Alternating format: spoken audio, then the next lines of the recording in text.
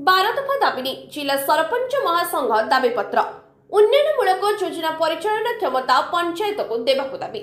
रायगढ़ जिला सरपंच महासंघ पक्षर मुख्यमंत्री को उद्देश्य एक 12 दफा दाबीपत्र जिलापाल को प्रदान कर जिलापाल अनुपस्थित दाबीपत्र अतिरिक्त जिलापाल भास्कर रईत ग्रहण करते। उक्त दाबीपत्र पल्ली सभा और ग्राम सभा को गुरुत्व दे योजनामूलक कार्यक्रम करने, सरपंच विरुद्ध में अनास्था प्रस्ताव उच्छेद करने, वसुधा योजना, रास्ता आलोकीकरण, विद्युत बिल पर स्वतंत्र अनुदान प्रदान, आम ओडिशा नवीन ओडिशा योजना राशि ग्रामसभा माध्यम तदारख पंचायत को देवाई उल्लेख रही।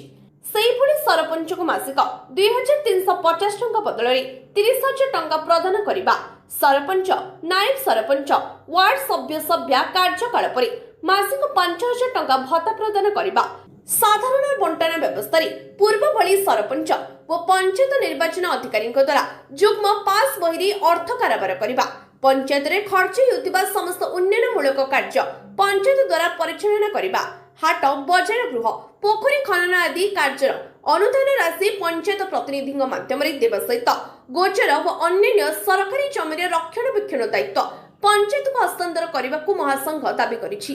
जदि राज्य सरकार यह दाबी पूर्ण न करती तेबे आगामी दिन में सरपंच महासंघ पक्षर आंदोलन कराजिबो बोली महासंघर कर्मकर्ता कहिसेंति। एही दाबीपत्र प्रदान समय महासंघर सभापति तामाराव बेणिका, संपादक अशोक पुआला समेत जिलार 30 रु ऊर्ध्व सरपंच उपस्थित थे। मो ना अशोक पुआला, रायगढ़ जिला सरपंच महासंघर संपादक।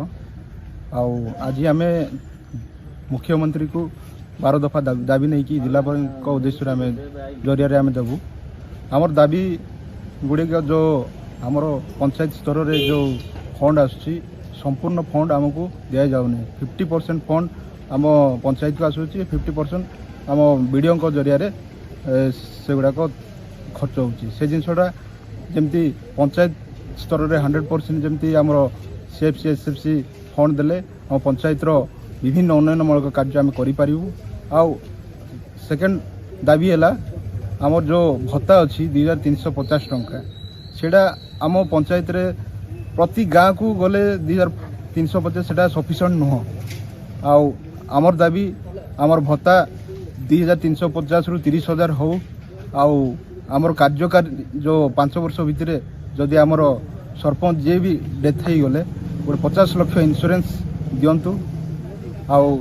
थर्ड दाबी है आमको संपूर्ण पंचायत रे क्षमता दि जाऊ। यदि आमर दाबी पूर्ण न हुए आगामी दिन में निश्चय आम राजरास्ता को ओल्लू। पूरा आंदोलन आम सरपंच महासंघ जोरदार करूँ।